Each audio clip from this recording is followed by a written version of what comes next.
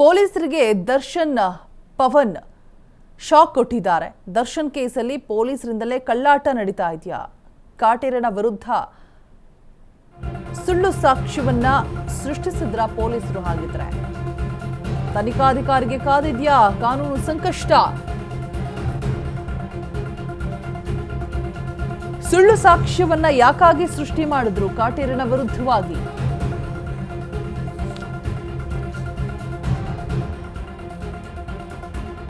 Pavan 3 shock ಎದುರಾಗ್ತಾ ಇದೆ. ಇದು tip of iceberg. ಇದು ಕೇವಲ 1% ಸಹ ಅಲ್ಲ. ಕಾಟೇರನ ವಿರುದ್ಧ ಸುಳ್ಳು ಸಾಕ್ಷಿಯನ್ನ ಖಾಕಿ ಪಡೆ ಯಾಕಾಗಿ ಸೃಷ್ಟಿ ಮಾಡೋದಕ್ಕೆ ಮುಂದಾಯಿತು? ಕೊಲೆ ಕೇಸ್ನ ಚಾರ್ಜ್ ಶೀಟ್ ನಲ್ಲಿ ಸಿಕ್ಕಾಪಟ್ಟೆ ಲೋಪ ಇದೆಯಂತೆ. ಹಾಗಾದ್ರೆ ತನಿಖಾಧಿಕಾರಿಗೆ ಕಾದಿದ್ಯಾ ಬಹುದೊಡ್ಡ ಕಾನೂನು ಸಂಕಷ್ಟ? ಇದು ಜಸ್ಟ್ ಟ್ರೈಲರ್ ಅಷ್ಟೇ, ಮುಂದಿದೆ ಮಾರಿ ಹಬ್ಬ ಅಂತ ಹೇಳಲಾಗ್ತದೆ. ದರ್ಶನ್ ಕೇಸಲ್ಲಿ ಮುಂದೆ ಕಾದಿದೆಯಂತೆ ಬಿಗ್ ಟ್ವಿಸ್ಟ್. ಮತ್ತಷ್ಟು ಕೋರ್ಟ್ ದಿಕ್ಕು ತಪ್ಪಿಸೋದಕ್ಕೆ ಖಾಕಿ ಯತ್ನ ಮಾಡ್ತಾ. ಇದು ಟಿಪ್ ಆಫ್ ಐಸ್ಬರ್ಗ್. ಇದು ಕೇವಲ 1% ಸಹ ಅಲ್ಲ. ಮುಂದೈತೆ ಸತ್ಯದ ಅನಾವರಣ. ಅಡ್ವೊಕೇಟ್ ಸುಧಾನ್ವಾ ಎಕ್ಸ್ಕ್ಲೂಸಿವ್ ಮಾಹಿತಿಯನ್ನ ಹೊರಬಿಚ್ಚಿಟ್ಟಿದ್ದಾರೆ.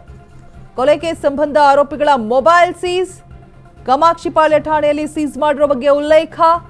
ಆದ್ರೆ ಆರೋಪಿಗಳು ನಿಂತಿರುವಂತಹ ಫೋಟೋ ಮಿಸ್ ಮ್ಯಾಚ್ ಆಗಿರೋದು.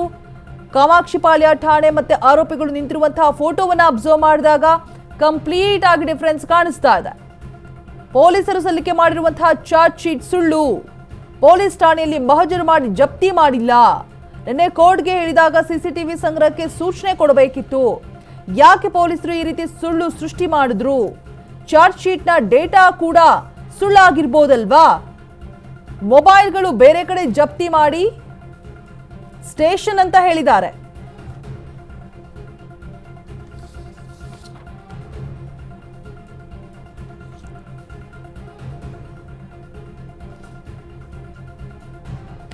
ಅಶ್ವವೇಗ ನ್ಯೂಸ್ಗೆ ವಕೀಲ ಸುಧ್ವಾನ್ ಹೇಳಿಕೆಯನ್ನ ಕೊಟ್ಟಿದ್ದಾರೆ. ನಿನ್ನೆ 3 ಅರ್ಜಿಗಳನ್ನ ಸಲ್ಲಿಕೆ ಮಾಡಲಾಗಿದೆ. ಇವತ್ತು ಕೋರ್ಟ್ನಲ್ಲಿ ಏನೇನಾಗುತ್ತೆ ಕಾದ್ ನೋಡಬೇಕು ಅಂತ ಹೇಳ್ತಿದ್ದಾರೆ. ಕೊಲೆ ಕೇಸ್ ಸಂಬಂಧ ಆರೋಪಿಗಳ ಮೊಬೈಲ್ ಸೀಸ್ ಮಾಡಲಾಗಿದೆ. ಕಾಮಾಕ್ಷಿಪಾಳ್ಯ ಠಾಣೆಯಲ್ಲಿ ಸೀಸ್ ಮಾಡಿರೋ ಬಗ್ಗೆ ಉಲ್ಲೇಖ ಕೂಡ ಮಾಡಲಾಗಿರುವಂತದ್ದು. ಆದ್ರೆ ಆರೋಪಿಗಳು ನಿಂತಿರುವಂತಹ ಫೋಟೋ ಮಿಸ್ ಮ್ಯಾಚ್ ಆಗಿರುವಂತದ್ದು ಸ್ಪಷ್ಟವಾಗಿ ಕಾಣಸಿಗ್ತಾ ಇದೆ. ಕಾಮಾಕ್ಷಿಪಾಳ್ಯ ಠಾಣೆ ಮತ್ತೆ ಆರೋಪಿಗಳು ನಿಂತಿರುವಂತಹ ಫೋಟೋ, ಠಾಣೆಯಲ್ಲಿ ಮೊಬೈಲ್ ವಶಕ್ಕೆ ಪಡೆದಿಲ್ಲ ಅಂತ ಆರೋಪಿಸಲಾಗ್ತಾ ಇತ್ತು. ಪೊಲೀಸರು ಸಲ್ಲಿಕೆ ಮಾಡಿರುವಂತಹ ಚಾರ್ಜ್ ಶೀಟೇ ಸುಳ್ಳು. ಪೊಲೀಸ್ ಠಾಣೆಯಲ್ಲಿ ಮಹಜರು ಮಾಡಿ ಜಪ್ತಿ ಮಾಡಿಲ್ಲ. ನಿನ್ನೆ ಕೋರ್ಟ್ಗೆ ಹೇಳಿದಾಗ ಸಿಸಿಟಿವಿ ಸಂಗ್ರಹಕ್ಕೆ ಸೂಚನೆ ಕೊಟ್ಟಿದ್ದಾರೆ. ಯಾಕೆ ಪೊಲೀಸರ ಈ ರೀತಿ ಸುಳ್ಳು ಸೃಷ್ಟಿ ಮಾಡಬೇಕಾಗಿತ್ತು? ಚಾರ್ಜ್ ಶೀಟ್ನ ಡೇಟಾ ಕೂಡ ಸುಳ್ಳಾಗಿರ್ಬೋದಲ್ವಾ? ಹಾಗಿದ್ರೆ ಮೊಬೈಲ್ಗಳು ಬೇರೆ ಕಡೆ ಜಪ್ತಿ ಮಾಡಿ ಸ್ಟೇಷನ್ ಅಂತ ಹೇಳ್ತಾ ಇದ್ದಾರೆ. ರಾತ್ರೋರಾತ್ರಿ ಏನ್ ಬೇಕಾದ್ರೂ ಮಾಡಬಹುದಾ? ಪೊಲೀಸರೇ ಸ್ಟೇಷನ್ ಟೇಲ್ಸ್ ಬದಲಾವಣೆ ಮಾಡಬಹುದು. ಜಡ್ಜ್ ಅವರೇ ಬಂದು ಸ್ಟೇಷನ್ ಅನ್ನ ಪರಿಶೀಲನೆ ಮಾಡಬೇಕು. ಕೊಲೆ ಕೇಸ್ನ ಚಾರ್ಜ್ ಶೀಟ್ ನಲ್ಲಿ ಸಿಕ್ಕಾಪಟ್ಟೆ ಲೋಪ ಆಗಿದೆ. ಇದು ಜಸ್ಟ್ ಟ್ರೈಲರ್ ಅಷ್ಟೇ, ಮುಂದೈತೆ ಮಾರಿ ಹಬ್ಬ ಅಂತ ಹೇಳ್ತಿದ್ದಾರೆ. ದರ್ಶನ್ ಕೇಸಲ್ಲಿ ಮುಂದೆ ಕಾದಿದ್ಯಾ ಮತ್ತಷ್ಟು ಬಿಗ್ ಟ್ವಿಸ್ಟ್ ಅನ್ನುವಂತಹ ಪ್ರಶ್ನೆ ಎದುರಾಗ್ತಾ ಇದೆ. ಕ್ಯೂರಿಯಾಸಿಟಿ ಕೂಡ ಬಿಲ್ಡ್ ಆಗ್ತಾ ಇದೆ. ಪವನ್ ಪರ ಅಡ್ವೊಕೇಟ್ ಸುಧಾನ್ವಾ ಎಕ್ಸ್ಕ್ಲೂಸಿವ್ ಮಾಹಿತಿಯನ್ನ ಹಂಚಿಕೊಂಡಿದ್ದಾರೆ. ಯಾಕಾಗಿ ಕಾಟೇರನ ವಿರುದ್ಧ ಈ ರೀತಿಯಾಗಿ ಖಾಕಿ ಪಡೆ ಸುಳ್ಳು ಸಾಕ್ಷ್ಯವನ್ನ ಸೃಷ್ಟಿ ಮಾಡಿತು? ರೇಣುಕಾಸ್ವಾಮಿ ಕೊಲೆ ಪ್ರಕರಣದಲ್ಲಿ ಈಗ ಸಿಟಿ ಸಿವಿಲ್ ಕೋರ್ಟ್ ಅಲ್ಲಿ ಟ್ರಯಲ್ ಸಹ ನಡೀತಾ ಇರುವಂತದ್ದು. ಈ ಮಧ್ಯೆ ನಿನ್ನೆ ಏನೋ ಒಂದು ಆರೋಪಿ ಪರ ಪವನ್ ಯಾರಿದ್ದಾರೆ, ಸೊ ಅವರ ಪರ ವಕೀಲರು ಒಂದು ಅರ್ಜಿಯನ್ನು ಹಾಕಿರುವಂತದ್ದು. ಅಂದ್ರೆ ಫೋಟೋಗಳು ಮತ್ತೆ ಮೊಬೈಲ್ ಏನು ಸೀಸ್ ಮಾಡಿದ್ದಾರೆ ಕಾಮಾಕ್ಷಿಪಾಳ್ಯ ಪೊಲೀಸರು, ಅದು ಬೇರೆ ಕಡೆ ಸೀಸ್ ಮಾಡಿ ಮತ್ತೆ ಕಾಮಾಕ್ಷಿಪಾಳ್ಯ ಪೊಲೀಸ್ ಸ್ಟೇಷನ್ ಸೀಸ್ ಮಾಡಿದೀವಿ ಅಂತ ಹೇಳ್ಬಿಟ್ಟು ಹೇಳಿದ್ದಾರೆ ಅಂತೇನೆ ಅವರು ಒಂದು ಅರ್ಜಿ ಹಾಕಿರುವಂತದ್ದು. ಇದರ ಉದ್ದೇಶ ಬೇರೆ ಇದೆ ಅಂತಾನೂ ಸಹ ಅವರು ಅರ್ಜಿಯನ್ನು ಹಾಕಿರುವಂತದ್ದು. ಈ ಬಗ್ಗೆ ಮಾತಾಡೋಕೆ ನಮ್ಮ ಜೊತೆಗೆ ಸ್ವತಃ ಏನು ಸುಧನ್ ಅಡ್ವೊಕೇಟ್ ಅವರು ಇದ್ದಾರೆ. ಅವ್ರನ್ನ ಮಾತಾಡ್ತಾರೆ. ಸರ್, ನಿನ್ನೆ ನೀವು ಹಾಕಿದಂತ ಒಂದು ಅಪ್ಲಿಕೇಶನ್ ಏನು ಸರ್? ನಿನ್ನೆ 3 ಅಪ್ಲಿಕೇಶನ್ ಹಾಕಿದ್ರಿ. ಮೊದಲನೇದಾಗಿ ಈ ಮಾನ್ಯ ನ್ಯಾಯಾಧೀಶರೇ ಕಾಮಾಕ್ಷಿಪಾಳ್ಯ ಪೊಲೀಸ್ ಠಾಣೆಗೆ ಬಂದು ಪರಿಶೀಲನೆ ಮಾಡಿ ಮಾಜರಲ್ಲಿ ಇರುವಂಥ ಫೋಟೋಸು ಮತ್ತು ಆ ರೀತಿ ಜಾಗ ಕಾಮಾಕ್ಷಿಪಾಳ್ಯ ಪೊಲೀಸ್ ಠಾಣೆಯಲ್ಲಿ ಇದೆಯಾ ಅಂತ ಪರಿಶೀಲನೆ ಮಾಡಿ ಸತ್ಯಾಸತ್ಯತೆ ಏನು ಅಂತ ತಿಳ್ಕೊಳ್ಳಿ ಅಂತ ಒಂದನೇ ಇದು. ಹಾಗೆ ಎರಡನೇ ಅರ್ಜಿ ಏನು ಅಂದರೆ, ಈ ಮಧ್ಯದಲ್ಲಿ ಏನು ಪೊಲೀಸವರು ಅಲ್ಲಿ ಫ್ಲೋರಿಂಗು ಮತ್ತು ಅಲ್ಲಿ ವಸ್ತುಸ್ಥಿತಿ ಏನಿದೆ ಅದನ್ನು ಆಲ್ಟ್ರ್ ಮಾಡೋ ಚಾನ್ಸಸ್ ಇರೋದ್ರಿಂದ CCTV ಪ್ರಿಸರ್ವ್ ಮಾಡಿ ಅಂತ ಹಾಕೊಂಡಿದ್ರಿ. ಇಮಿಡಿಯೇಟಾಗಿ ಮಾನ್ಯ ಕೋರ್ಟು ಅದನ್ನು ಪ್ರಿಸರ್ವ್ ಮಾಡಿ ಅಂತ ನಿನ್ನೆ ಆದೇಶ ಆಗಿದೆ. ಮೂರನೇದು, ಈ ರೀತಿ ಸುಳ್ಳು ಮಾಜರ್ನ ಸೃಷ್ಟಿ ಮಾಡಿ ಕೋರ್ಟ್ಗೆ ದಿಕ್ಕು ತಪ್ಪಿಸೋಕ್ಕೆ ಪ್ರಯತ್ನ ಪಟ್ಟಿರುವಂಥ ಪೊಲೀಸ್ ಇನ್ಸ್ಪೆಕ್ಟರ್ ಆದಂಥ ಮತ್ತು ಈ ಮೊದಲನೇ ತನಿಖಾಧಿಕಾರಿ ಆದಂಥ ಗಿರೀಶ್ ನಾಯ್ಕ್ ಅವ್ರನ್ನ ಈ ಕೇಸಲ್ಲಿ ಆರೋಪಿ ನಂಬರ್ 18 ಮಾಡಿ ಅಂತ ಅಪ್ಲಿಕೇಶನ್ ಹಾಕೊಂಡಿದ್ವಿ. ಸರ್, ಈಗ ಟ್ರಯಲ್ ಸ್ಟಾರ್ಟ್ ಆಗಿದೆ, ನಡೀತಾ ಇರುವಂಥದ್ದು. ನಿಮಗೆ ಈ ರೀತಿ ಗಮನಕ್ಕೆ ಪೊಲೀಸರು ಈ ರೀತಿ ಫ್ಯಾಬ್ರಿಕೇಟ್ ಮಾಡಿದ್ದಾರೆ ಅಥವಾ ಏನಾದರೂ ಫೋಟೋಗಳು ಬೇರೆ ಕಡೆ ಹಿಡಿದು ಮತ್ತು ಕಾಮಾಕ್ಷಿಪಾಳ್ಯ ಅಂತ ತೋರಿಸ್ತಾರೆ, ನಿಮಗೆ ಯಾವಾಗ ಗಮನಕ್ಕೆ ಬಂತು ಮತ್ತು ಹೇಗೆ ಗೊತ್ತಾಯ್ತು ಸರ್? ಇವಾಗ ನಿನ್ನೆ ಕೋರ್ಟಲ್ಲಿ ಯಾವುದು ಆ ಮಹಜರ್ ವಿಟ್ನೆಸ್ ಯಾರ್ಯಾರಿದ್ರು, ವಾಸುದೇವ್ ಮತ್ತು ವೆಂಕಟೇಶ್ ಅವ್ರದ್ದು ಕ್ರಾಸ್ ಎಕ್ಸಾಮಿನೇಷನ್ ಇತ್ತು. ಅದಕ್ಕೆ ತಯಾರಿ ಮಾಡ್ತಾ ಇರಬೇಕಾದ್ರೆ ನಾವು ಸೂಕ್ಷ್ಮವಾಗಿ ವಿಷಯಗಳನ್ನೆಲ್ಲ ಅವಲೋಕನೆ ಮಾಡಿದಾಗ ಈ ವಿಷಯ ಬಯಲಿಗೆ ಬಂದಿದೆ. ಈಗ ನಿನ್ನೆ ಕೋರ್ಟಲ್ಲಿ ನೀವು ಅರ್ಜಿಯನ್ನು ಹಾಕಿದ್ರು, ಆ ಅರ್ಜಿ ಬಗ್ಗೆ ಕೋರ್ಟ್ ಏನಾದರೂ ಆರ್ಡರ್ಸ್ ಮಾಡಿದೆಯಾ ಸರ್? ಅದೇ 3 ಅಪ್ಲಿಕೇಶನಲ್ಲಿ ಒಂದ್ರ ಬಗ್ಗೆ ಆಲ್ರೆಡಿ ಆರ್ಡರ್ ಮಾಡಿದೆ, ಇನ್ನೆರಡಕ್ಕೆ ಇವತ್ತು ತಕರಾರಿಗಿದೆ. ಇವತ್ತು ಪ್ರಾಸಿಕ್ಯೂಷನ್ ಅವರು ಅದಕ್ಕೆ ಏನು ತಕರಾರು ಹಾಕ್ತಾರೆ ನೋಡಬೇಕು. ನನ್ನ ಪ್ರಕಾರ ಜಡ್ಜು ಸ್ಪಾಟ್ ವಿಸಿಟ್ ಮಾಡಿ ಅಂದರೆ ತಕರಾರು ಹಾಕ್ತಾರೆ ಅಂದರೆ ಅದೇ ಇನ್ವೆಸ್ಟಿಗೇಷನನ್ನು ಏನು ಕವರ್ ಅಪ್ ಮಾಡೋಕೆ ಹಾಕ್ಬೋದು. ನನ್ನ ಪ್ರಕಾರ ಇವತ್ತೇನಾಗುತ್ತೆ ನೆಕ್ಸ್ಟ್ ದಿನದಲ್ಲಿ ಅದನ್ನ ಅವ್ರ ಅಬ್ಜೆಕ್ಷನ್ ನೋಡಿಕೊಂಡು ಅದಕ್ಕೆ ವಾದ ಮಾಡಿ ನೆಕ್ಸ್ಟ್ ಆರ್ಡರ್ಸ್ಗೆ ಹೋಗುತ್ತೆ. ಸರ್, ಈಗ ಆರೋಪಿಗಳು ಸಹ ಮೊಬೈಲ್ ಅವ್ರದ್ದೇ ಅಂತಲೂ ಸಹ ಒಂದು ಚಾರ್ಜ್ ಶೀಟ್ಲಿ ಎಲ್ಲಿರುವಂಥದ್ದು, ಬಟ್ ಅದರಲ್ಲಿರುವಂಥ ಡೇಟಾವನ್ನು ಸಹ ಇವರು ಪ್ರಾಸಿಕ್ಯೂಷನ್ ಪೊಲೀಸರು ತಗೊಂಡಿರುವಂಥದ್ದು. ಬಟ್ ಟೈಲ್ಸ್ ವಿಚಾರ ಹೆಂಗೆ ಬಂತು ಅಂತ? ಅಲ್ಲ, ಎಲ್ಲ ಹೋಯ್ತಲ್ಲ ಇವಾಗ, ಅದನ್ನೇ ನಾವು ಹೇಳ್ತಾ ಇರೋದು.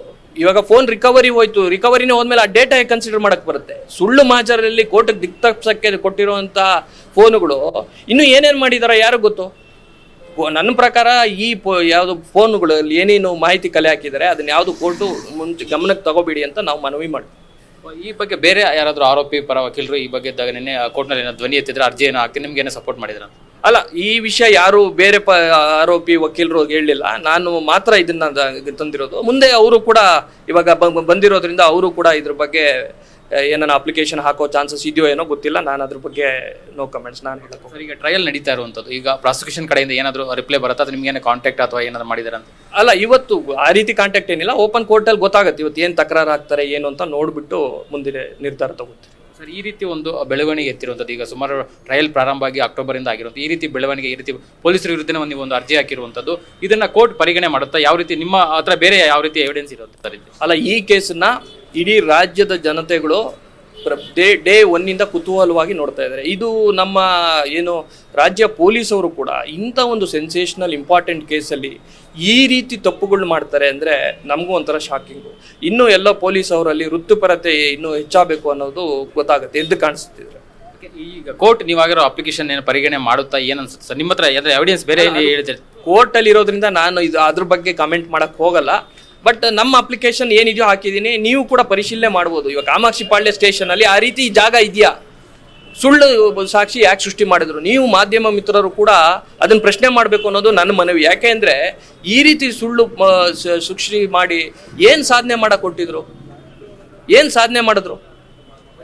ಹಾಗಾಗಿ ನೀವು ಕೂಡ ಜವಾಬ್ದಾರಿಯುತ ಸ್ಥಾನದಲ್ಲಿ ಇರೋದ್ರಿಂದ ನೀವು ಪ್ರಶ್ನೆ ಮಾಡಬೇಕು ಅಂತ ನಾನು ನಿಮ್ಮಲ್ಲಿ ಮನವಿ ಮಾಡ್ಕೊಂತೀನಿ. ಸರ್, ಇನ್ನು ಚಾರ್ಜ್ ಶೀಟ್ನಲ್ಲಿ ಇನ್ನೂ ಬೇರೆ ಏನೆಲ್ಲ ಲೋಪಗಳು ಕಂಡು ಬಂದಿದೆ ಸರ್? ನೀವು ಸ್ಟಡಿ ಮಾಡಿದ್ರಂತ ಇಲ್ಲಿವರೆಗೆ ಏನಾದರೂ ಮುಂದೆ ಬೇರೆ ಥರ ಏನಾದರೂ ತಿರುಗುಗಳು ಸಿಗುತ್ತೆ ಈ ಒಂದು ಕೇಸ್ನಲ್ಲಿ?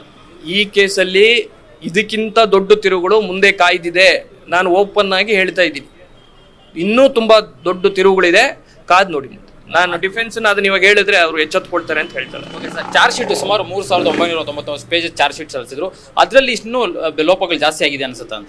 ಬೇಕಾದಷ್ಟು ಲೋಪಗಳಾಗಿದೆ. It is a tip of a iceberg. ಇದು ಕೇವಲ 1% ಅಲ್ಲ, ಇನ್ನು ಮುಂದೆ ಏನೇನಿದೆ ಅನ್ನೋದು ನೀವೇ ನೋಡ್ತೀರಾ. ಲಾಸ್ಟ್ ಕ್ವಶನ್, ಎಲ್ಲೋ ಒಂದು ಕಡೆ ಇದನ್ನ ಡೈವರ್ಟ್ ಮಾಡೋಕ್ಕೆ ಏನಾದರೂ ಪ್ಲಾನ್ ಮಾಡ್ತಾ ಇದ್ದೀರಾ ಅನ್ಸುತ್ತೆ ಅಂತ ಆರೋಪಿ ಅಂದರೆ ಇವರು ಪ್ರಾಸಿಕ್ಯೂಷನ್ ಅವರು ಏನಾದರೂ ನಿಮಗೆ ಅಬ್ಜೆಕ್ಷನ್ ಆಗ್ತಾರೆ ಇವತ್ತು ಏನಂತ ಸರ್? ನೋಡೋಣ, ಏನು ಹಾಕಕ್ಕೆ ಸಾಧ್ಯ ನೋಡೋಣ. ಸತ್ಯ ಅನ್ನೋದು ಸತ್ಯ ಅಲ್ವಾ? ಇವಾಗ ನಮಗೇನು ಸತ್ಯಾನ್ವೇಷಣೆ ಮಾಡ್ತಾ ಇರೋದು, ಇದು ಸತ್ಯ ಆಚೆ ಬರಬೇಕು ಅಂತ. ನಿಮ್ಮ ಮುಂದೆನೇ ಎಲ್ಲ ತೋರಿಸ್ತಾ ಇದ್ದೀನಿ, ಬ್ಲ್ಯಾಕ್ ಆ್ಯಂಡ್ ವೈಟ್ ಇದೆ, ನೀವೇ ನೋಡಿದ್ರೆ ಗೊತ್ತಾಗತ್ತಲ್ಲ. ಎದುರಿಗೆ ಎಂಥ ಒಬ್ಬ ಕಾಮನ್ ಸೆನ್ಸ್ ಇರೋನು ಕೂಡ ಇದು ನೋಡಿದ್ರೆ ಅರ್ಥ ಆಗುತ್ತೆ ಇವರು ಇಲ್ಲಿ ಕೋರ್ಟನ್ನು ದಿಕ್ ತಿಪ್ಸಕ್ಕೆ ಟ್ರೈ ಮಾಡಿದ್ದಾರೆ ಅನ್ನೋದು ಕಣ್ಣು ಮೇಲ್ನೋಟಕ್ಕೆ ಕಾಣಿಸುತ್ತೆ.